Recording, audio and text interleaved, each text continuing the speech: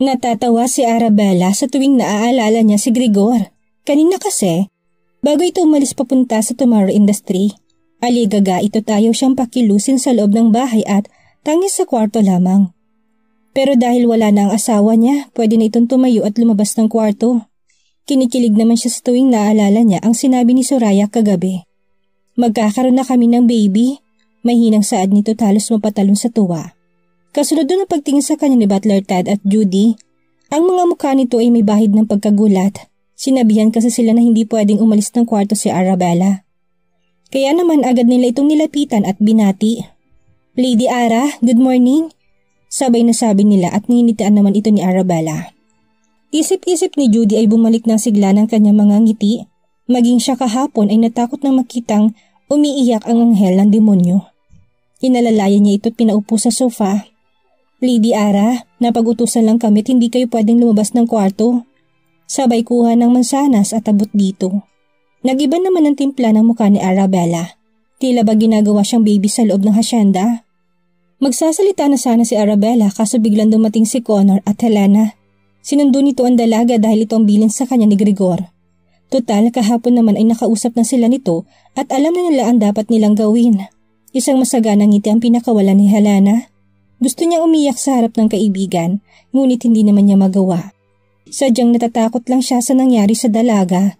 Pumasok pa nga sa isipan nito na kapag may nangyaring hindi maganda kay Arabella, talagang sisisihin niya ang sarili at tatanggapin ang parusa ng demonyo. Lumapit siya rito at niyakap ang kaibigan sabay bulong. Tita na ako. Sabay hawak ni Helena sa ilalim ng damit nito. Tumawa silang dalawa at pinagmasdan nilang umakyat ang dalawa sa kwarto nila ni Grigor.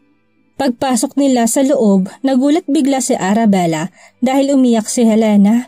Agad siyang nataranta at kinuha ang panyo. Bakit ka naman umiiyak? Sabay punas niya sa mga mata ni Helena gamit ang panyong kinuha niya. Lady Ara, hindi ko po mapapatawad ang sarili ko kung may nangyari sa inyong masama. Iyak na saad nito at napabuntong hininga na lamang si Arabella. Hinawakan niyang kamay ng kaibigan at hinagod ang likuran. Kahit na pilit niyang pinapaliwanag sa kaibigan na hindi niya kasalanan. Wala siyang magagawa dahil yun ang nakatatak sa kanyang isipan. Gusto pa rin niya magpasalamat dito at talagang totoo ang hangad niyang tulungan siya. Ngumiti siya kay Helena at tinabihan sa kama. Habang ang mga mata ni Helena ay namumula. Una sa lahat, hindi mo kasalanan na nangyari sa akin. Ako ang may kasalanan. Hindi kasi ako nag-iingat. Paliwanag ni Arabella at natigil naman sa pag-iyak si Helena. Salamat dahil tinulungan mo ko. Dugtong nito at mas lalong humigpit ang pagkakakapit niya sa kamay ni Helena. Ramdam naman ito ni Helena at tinawakan niya rin ito na mahigpit. Lady Ara, huwag kayong mag-alala dahil nandito lang po ako palagi sa tabi niyo. Kasunod nun ang pagtayo niya at pinakita ang napakagandang ngiti. Nagulat naman sila dahil biglang may kumatok sa pinto. Pasok! Sabay bukas ng pinto at bumungad si Judy na may dalang trolley. Naglalaman ito ng mga masasarap na pagkain at may nakita pa siyang mga gamot. Lady Ara, Miss Helena, kumain na po muna kayo't para rin mainom niyo ang gamot niyo. Nakangiting saad ni Judy at tumango naman si Arabella. Judy, salamat sa tulong mo kahapon. Hindi pinahalata ni Judy ang saya na kanyang nararamdaman. Para bang ang saya sa feeling na mapuri ng isang anghel. Tumungo ito at nagsimulang umalis sa kwarto. Si Helena na nagpresenta na mag-ayos ng kanilang kakainin. Ako na po at saka trabaho kong pagsilbihan kayo sa ngayon. At ipinatong sa lamesa ang pagkaing dala ni Judy. Kinagat ni Arabella ang kanyang pang-ibabang labi sa tuwa. Sa mga sinasabi ni Helena ay talagang natutuwa siya. Pati na rin ang kalooban niya ay biglang gumagaan.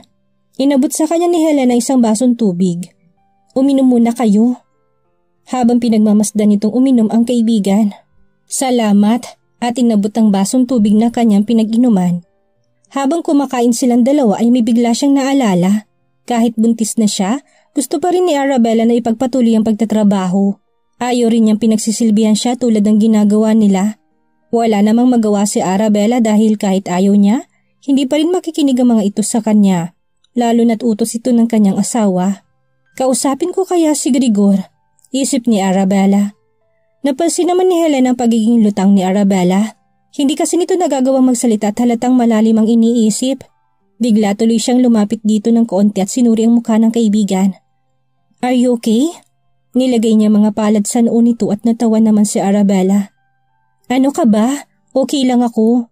Sadyang naisip ko lang na ayoko magstay sa bahay. Paliwanag niya at kumunot naman ang noo ni Helena. Don't tell me, gusto mo pa rin pumasok sa trabaho? May halong gulat sa mga mukha ni Helena nang banggitin niya ito. Siyempre naman, ayoko namang mabulok sa bahay. Natatawang sabi ni Arabella at tumawa rin na mahina si Helena. Napaisip tuloy bigla si Helena. Bakit naman gusto magtrabaho ni Arabella kung nasa kanya ng lahat at hindi na kailangan pang magtrabaho?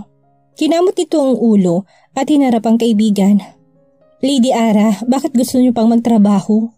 Kahit na multi-billionaire na si boss, kung ako sa inyo, hindi na ako papasok at hihiga na lang sa kama. Sabay higa nito sa kama nila. Hindi maiwasang matawan ni Arabella dahil sa inakto ng kaibigan.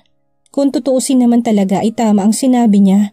May side sa kanya na hindi niya alam kung bakit ba siya nagtatrabaho.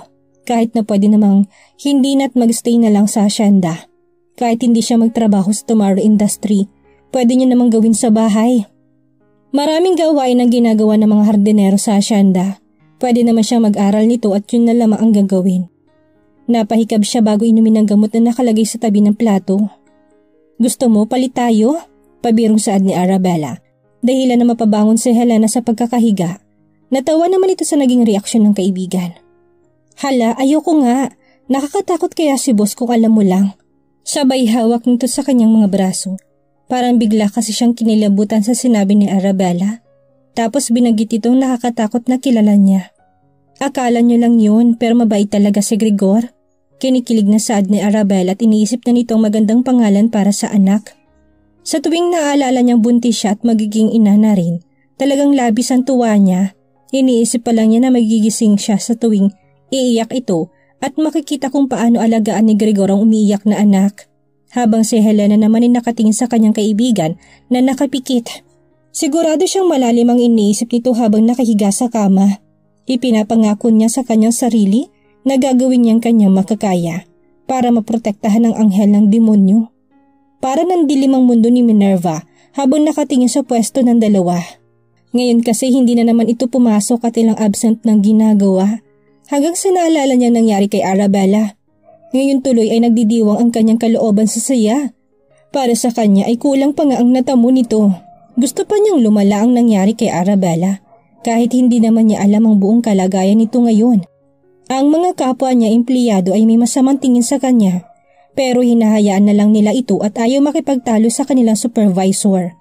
Nagulat naman si Minerva na bigla siyang tawagin ng isang tao malapit sa pinto. Miss Minerva, pinapatawag daw po kayo sa opisina ni boss. Sabay turo nito sa isang babae na nasa labas. Kinagat ni Minerva ang pangibabang labi at hindi maalis ang ngiti. Naglakad na siya palabas ng department para tunguhin ang kwarto ni Gregor. Inayos niya sarili at inayos ang sariling buhok. Huminga siya ng malalim bago tuluyang pumasok sa loob ng kwarto. May halong pagtataka sa kanya dahil si Frago na naman ang nandito. Pumikit siya at pinipilit na huwag mainis. Sa tuwing pinapatawag siya ay ganito ang kanyang nadadatnan. Sir Frago, tawag niya sa buong pangalan nito at hindi pinahalata ni Frago ang inis kay Minerva. Tumayo ito at lumapit sa kanya. Susunduin ko lang si boss at tinungo nitong labas ng kwarto. Nakahinga naman na maluwag si Minerva at makikita na niya ang kanilang boss. Habang naghihintay siya sa loob ng kwarto, nagawa niyang umikot-ikot. Napakalinis. Mahinang sambit nito at nagulat naman siya na biglang tumunog ang isang cellphone. Tumakbo tuloy si Minerva, papunta sa upuan ng dahil sa gulat. Sobrang bilis ang tibok ng kanyang puso at napatingin sa unahan. Ang tunog na yun ay galing sa ibabaw ng lamesa ni Gregor. Kinakabahan tuloy siya at gustong tignan ang tumutunog na cellphone. Nagawang lumabas ni Minerva at sumilip. Napansin naman niyang wala pa si Frago kaya dali-dali niya nilapitan ang desk nito. Pagkahawak ni Minerva sa cellphone ni Gregor, kasunod ng pagbukas ng pinto. Nasa na ba yun? Pasimpleng saad ni Minerva at hinulog niya ang kanyang ballpen. Nandyan ka pala. Sabay kuha nito at kumunot naman ang noo ni Gregor. What are you doing in my desk? Kinabahan si Minerva at pilit nang umiti kay Gregor. Ang mga mata nito nalilisik at maitim ang kanyang aura.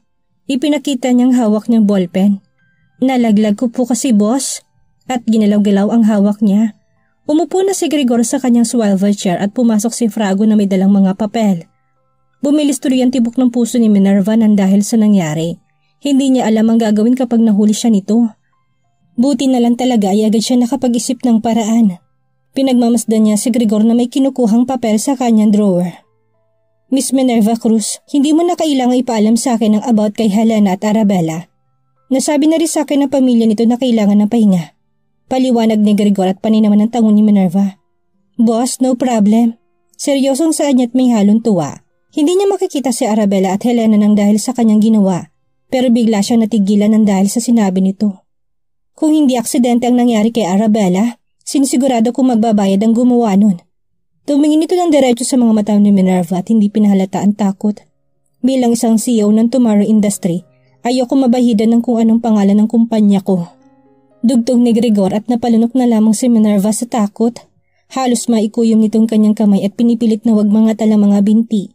Iniisip pa lang niya na nalaman nito na siyang may gawa, parang maiihi na siya sa takot. I will help you, boss. Utal na sabi ni Minerva at hindi magawang tignan si Gregor. Napansin naman niya na tumingin ito sa kanya at ibinalik din ang tingin sa ginagawa. You may now go. Tumayo agad si Minerva at lumabas ng pinto. Halos mga tugang kanyang mga tuhod at napahawak sa isang tao. Habang gulat na gulat naman si Frago. Miss Minerva, ayos ka lang ba? Tanong ni Frago pero halos umikot ng kanyang mata sa inis. Nahawakan lang naman ito ang mamahalin kong suot. Inis na isip ni Frago. Habang nakatingin kay Minerva na hanggang ngayon ay nakahawak pa rin sa coat niya. Wala ka bang balak alisin niyang kamay mo? Nagawa na magsalita ni Frago at pinagpag niyang suot na coat. Gulat na gulat naman ang mukha ni Minerva sa sinabi nito at agad niyang inalis ang kamay. Pasensya na kayo. Sabay pagpag at hinawi lang yun ni Frago. Ako na. Pwede ka nang umalis. Umirap naman si Minerva dahil sa sinabi nito. Hindi niya lang ito ipinakita kay Frago at halos isumpa na niya ang sekretarya ng kanilang boss. Nang makapasok na sa department si Minerva, tinungo nitong upuan at tumungo. Bigla kasi niyang naalala ang nangyari sa opisina ni Gregor. Who's that girl? Napaisip na tuloy agad si Minerva sa kanya nakita. Sumingkit ang kanyang mga mata at hinampas ang sariling noo gamit ang mga palad. Bakit ba hindi ko inagahan? Sisi nito sa sarili dahil kung hindi siya nag-alangan, paniguradong nakita niya ang lock screen picture nito. Tangi ang Eiffel Tower lamang kanya nakita at sinisigurado niyang si Gregor lalaking nakatayo. Nagulat kasi siya na biglang bumukas ang pinto. Ngayon tuloy hindi niya alam ang gagawin kung paano niya ulit makikita ang litrato.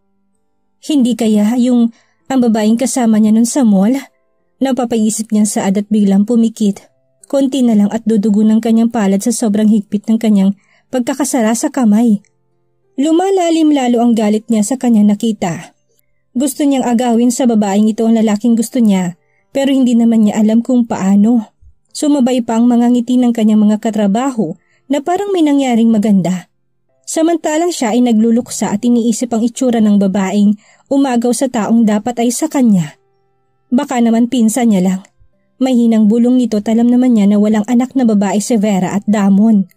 Pero kahit na ganun ay hindi niya maiwasang gustutin ang papel na kanyang hawak. Talagang gagawa ako ng paraan.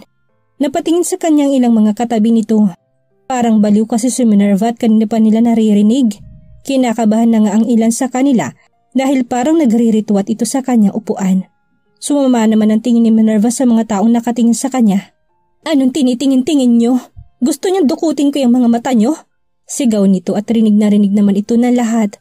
Ang ilan sa kanila'y nagawa siyang irapan at hindi maipinta ang inis. Binalik nila ulit ang sarili sa paggawa ng trabaho at si Minerva na umuusok na sa galit. Kating-kati ang kamay nito na saktan ng babaeng kasama ni Gregor.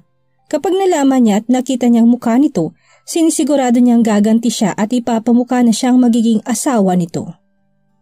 Samantala, minulat ni Arabella ang kanyang mga mata at napagtanto niyang nakatulog pala siya.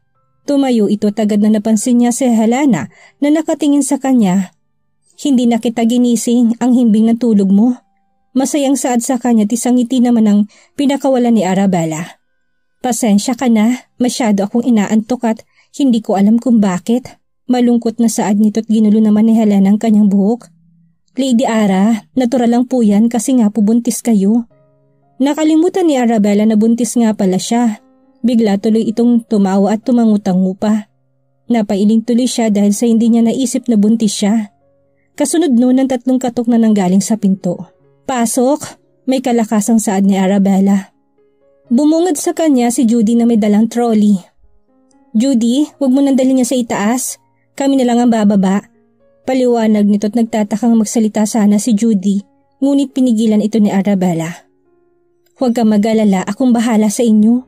Sabay thumbs up pa nito. Tanging pangiti lamang ang nagawa ni Judy at sinunod ang utos ng amo.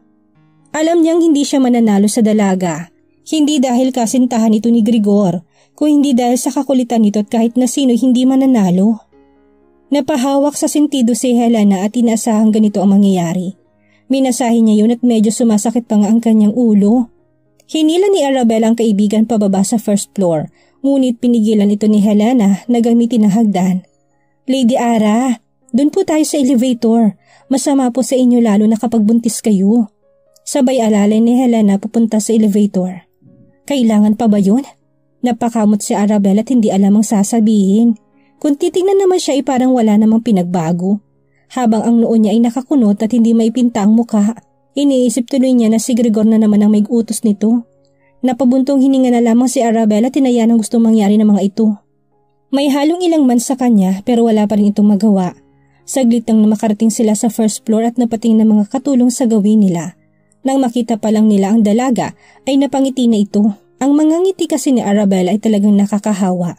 Ang ipi mapuputi at dumagdag pa, ang mukha nitong napakaganda. Good afternoon, Lady Ara. Batin ng lahat sa kanya at isang ngiti ang pinakawala ng anghel. Good afternoon. Pagkatapos niyang batiin ang mga ito, dumiretso na siya agad sa kanilang kusina, kasama si Helena. Iba't ibang klase ng pagkain na nakahain sa lamesa. Ginawa ito ng personal chef nila sa bahay at halos tumulo ng laway ni Arabella, habang si Helena naman hindi maiwasang matawa sa inaasal ng kaibigan. Halika, sabayan mo ko, yaya ni Arabella kay Helena at nginitaan niya ito. Pag-upo nilang dalawa, halos lahat sila ay nakatingin sa dalaga. Napapaisip sila na nagkaroon ulit sila ng babaeng amo, bukod kay Vera. Sa tinagal-tagal nilang nagtatrabaho sa Shanda, tanging si Vera lang ang babaeng napagsilbihan nila. Simula na maging kasintahan ito ni Damon. Bakas ang saya sa kanilang mga mukha at isang anghel naman ang kanilang amo. Tahimik na kumakain ng dalawa habang may naalala si Arabella at agad niyang tinawag ang taong malapit sa kanya. Butler Ted, Lady Ara. Banggit ni Butler sa pangalan ng anghel at nagawa mo ng punasan ni Arabella ang labi gamit ang tissue. May halong pagtataka sa mukha nito na sabihin niya ang kanyang nais. Bakit parang hindi ko nakikita si Lenny? Sabay kamot sa ulo at natawa naman silang lahat sa sinabi nito. Palagi po kasi kayong pagod kaya hindi niyo po napapansin si Lenny. Paliwanag ni Judy at tumango naman silang lahat. Napakamot tuloy siya bigla sa kanyang ulo. Ganun ba? Hindi ko na kasi nakikita si Lenny. Lumungkot ang mukha ng dalaga at sumang-ayon na lamang. Salamat po. Pagpapasalamat nito tinuon ulit ang sarili sa pagkain. Maaga kasi ang pasok ni Lenny sa eskwelahan kaya hindi nito naaabutan. Kapag malapit na umuwi si Lenny, bigla namang matutulog si Arabella sa pagod niya sa opisina. Tumayo ang dalawa matapos nilang kumain at dumiretso sa sala. Nakaramdam na kasi agad ng pagod si Arabella.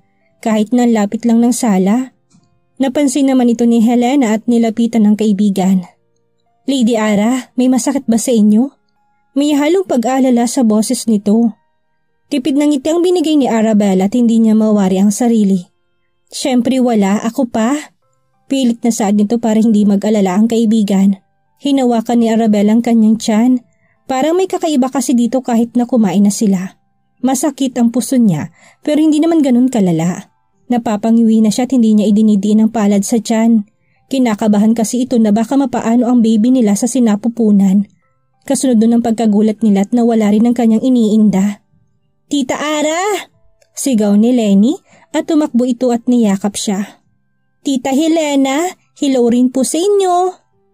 Sabay appear ng dalawa na ikinagawa nila. Ang cute naman ni Lenny, puri ni Helena at naging close na agad sila nang makita niya ito noon. Tita Ara, hindi ko na po kayo nakikita. Busy daw po kayo sa work, sabi ni Butler Ted. Kwento nito at napatingin ito sa gawin ni Connor. Isang itang pinakawala ni Arabella sa batang si Lenny. Hayaan mo kapag hindi na ako busy, pwede na tayo ulit gumala. At tumangon naman si Helena. Hindi nagawang magsalita ni Lenny, lahat sila'y napatingin sa pinto.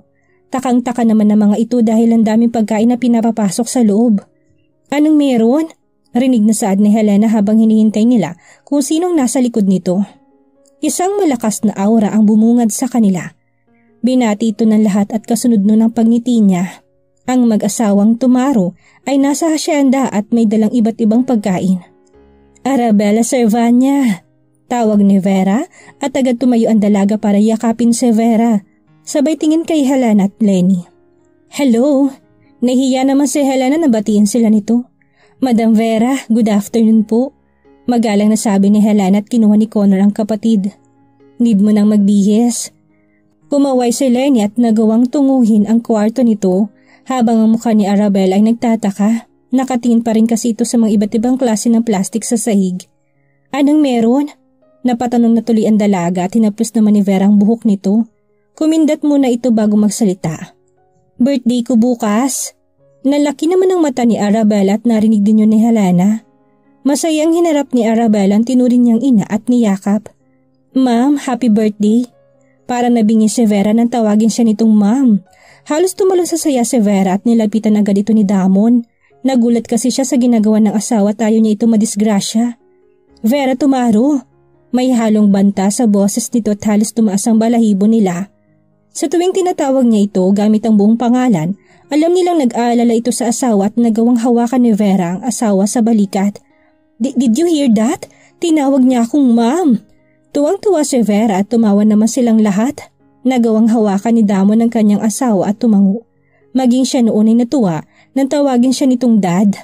Kinurot-kurot ni Vera ang asawa at hindi maipinta ang saya. It hurts, daing ni Damon at hinalikan naman ito ni Vera sa pisngi. Ang arte talaga. Tumawa si Helena at Arabella sa sinabi ni Vera at nagawa nilang tulungan ng mga ito sa pag-aayos. Bukas na kasing birthday ni Vera at nag-usap na silang dalawa ni Damon. Ngayong kaarawan niya ay hindi bongga tulad taon-taon. Plano niya sila-sila lamang at hindi mag-imbita ng iba. Nakahanda na talaga ang lahat, ngunit naisip nito bigla si Arabella. Total parang anak na nilang dalaga. Kahit kailan, ayaw nilang mapahamak ito. Umisip siya ng paraan para makasama ang dalaga at hindi mapag-usapan. Naisip niyang wag nang gawing bonggat simple na lamang. Gusto niya ring makasama ang dalaga at makitang hindi ito ilang sa mga tao. Sigurado kasi si Vera na kapag bongga ang birthday niya bukas, pwedeng malaman ng lahat kung sino si Arabella at yun ang ayaw nilang mangyari. Isang boses ang narinig nila habang ginagawa ang pagsasalansan. Dad, aalis lang ako. Lalabas na sana si Simon kaso agad pumangit ang mood niya nang marinig ang ina.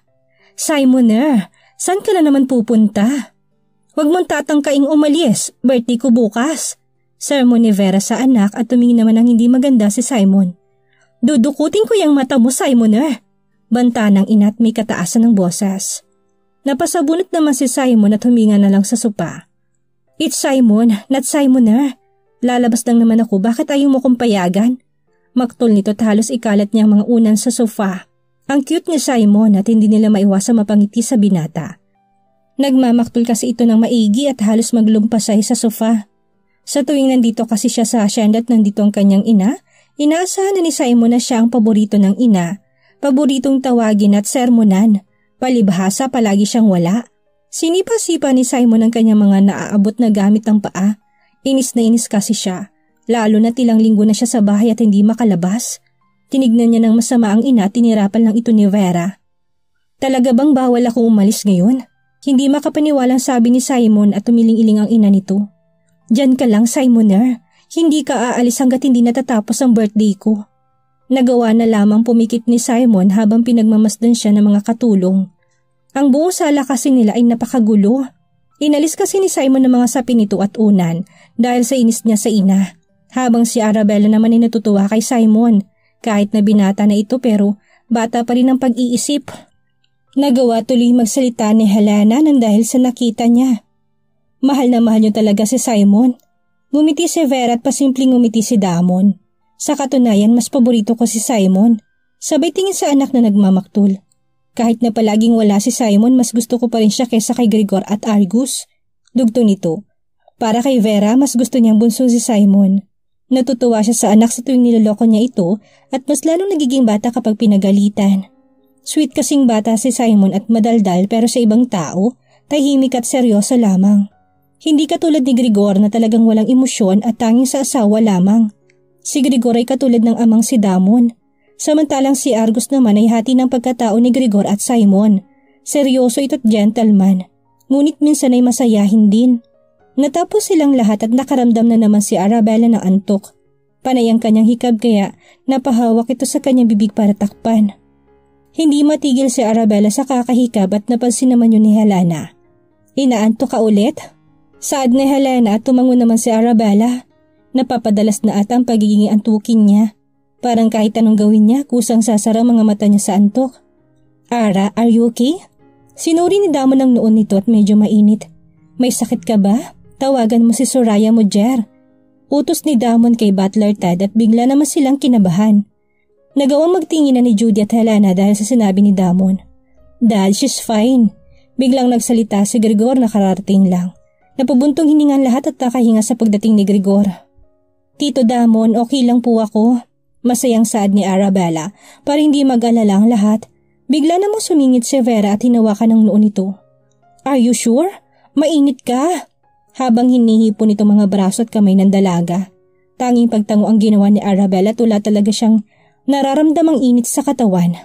Bumuntong hininga si Damon at tumango na lamang. Wala naman itong magagawa kung talagang okay ang dalaga. Come here. Hinila ni Grigor ang asawa at ginamit nila ang elevator. Ayaw niyang gamitin ni Arabella ang hagdan at mapapagod sa pag-akyat. May halong pagtataka sa mukha ni Arabella. Hindi kasi nito alam kung bakit parang aligaga ang asawa niya. Nagawa niyang hawakan ang mga mukha nito at haplusin. Tumingin siya sa mga mata nito at nakita niyang pag-aalala. Grigor, ano problema mo? Bakit parang malungkot ka? Tanong ni Arabella at hinawakan ni Grigor ang mga kamay nito at hinalikan. Wife, you should rest. Ayoko mapahamak ka ulit. Nag-aalalang saad ni Grigor at tinalalayan nitong asawang humiga sa kama. Nagiba ang timpla ng mukha ni Arabella at nagawang sumimangot. Ngayon nga lang ako nagising tapos matutulog ulit. Sinamaan niya ng tingin si Grigor at napahawak naman ito sa kanyang muka. Stay here. Utos ni Grigor at habang nakahiga si Arabella. Pinagmamasdan niya si Grigor na nagbibihis sa kanyang harapan. Kinikilig ito at nakita pa niyang six-packs abs nito at ang isang Japanese na sulat sa kanyang tagiliran. May kalakihan ito talagang kitang-kita kapag wala siyang suot. Anong ibig sabihin ng tattoo mo? Tanong nito tinuro ang kanyang tagiliran sa kanan. Sinilip ni Grigor ang kanyang tagiliran at ibinalikan tuon sa asawa. Do you want to know? Sabay tango ni Arabella. Ngumiti lang si Grigor bago niya sagutin ang tanong nito. It's just Grigor. Saad niya at natawa naman si Grigor sa reaksyon ng asawa. Bakit? Ano problema? Dugtong nito. Grigor lang talagang ibig mo sabihin ng tattoo mo? Wala nang ibang meaning? Hindi makapaniwalang sabi ni Arabella at tumango si Grigor. Wala akong maiisip kaya ito na lang. At nagawa niyang tabihan ng asawa at yakapin. I can't wait to see our baby. Sabay halik sa noon ni Arabella at hindi maipinta ni Grigor ang sarili. Napakasaya kasi nito't kanina pa siya hindi mapakali sa opisina. Gustong-gusto na niyang matapos ang trabaho at makauwi ng maaga. Simula na siya'y nasa kanyang opisina, hindi siya matigil sa kakatingin ng litrato nila sa cellphone. Palagi niyang sinisilip ang lock screen ng kanyang cellphone. Pagkatapos nun ay mapapangiti na lamang siya. Kapag naisip ang asawa. Anong gusto mo? Babae o lalaki? Kinikilig na saad ni Arabella at niyakap niya na mahigpit ang asawa. Kahit ano basta galing sa'yo. Sabay haplos dito sa mukha ni Arabella at nagawang halikan sa munti nitong labi. Kaso sa hindi inaasahan bigla na namang nakaramdam ng inis si Grigor. Argus tumaro! Sigaw ni Grigor at parang umabot pang boses nito sa first floor. Lahat kasi sila'y napatingin kay Argus na tumatakbo. Kasunod nun ang pagtingin nila kay Argus na aligaga habang si Butler Ted ay napahawak sa kanyang ulot may kasamang tawa. Sigurado siya na may nakita na naman ito at hindi nagawang kumatok sa pinto. Takot na takot si Argus na dumiretso siya sa kwarto ni Grigor. Kahit na anong alala ni Argus na wag niyang bubuksan ang pinto ng kapatid, hindi naman niya maiwasang buksan dahil nasanay nga ito. Hanggang kailan kaya may tatago ni Minerva ang tunay na ugali kay Grigor? Ano ang mangyayari kay Argus ngayong paulit-ulit niyang nahuhuli si Grigor at Arabella sa sweet moments ng mag-asawa? Iyan ang ating aalamin sa susunod nating kabanata.